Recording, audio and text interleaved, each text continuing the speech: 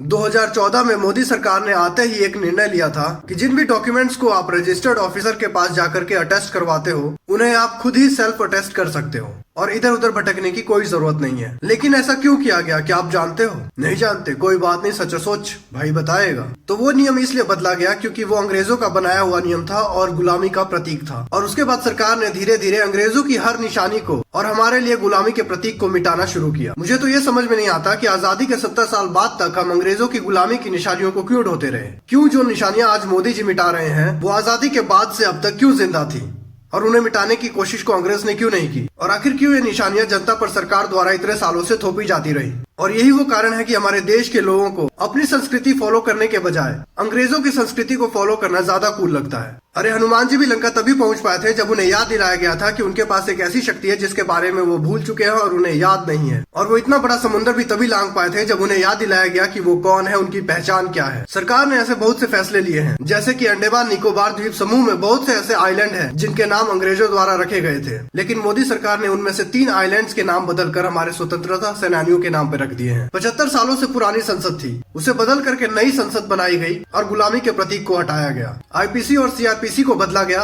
Indian navy के flag में बदलाव किया गया, राजपथ का नाम अंग्रेजों ने दिया था उसे बदल करके कर्तव्य पथ किया गया। इंडिया गेट के सामने सुभाष चंद्र बोस जी की मूर्ति लगाई गई जहाँ पर पहले पिछले 75 सालों से जॉर्ज पंचम की मूर्ति थी। आखिर जॉर्ज पंचम की मूर्ति की जरूरत क्यों है हमारे देश में? अगर हम अपनी पहचान और अपनी संस्कृति को दबा कर रखेंगे तो फिर दुनिया को क्या दिखाएंगे कि हमारी पहचान क्या है। बाकी आप लोगों के हिसाब से क्या है सच और सोच कमेंट्स में बताइए। और अगर वीडियो वॉच किया लेकिन फॉलो नहीं किया तो फिर क्या किया।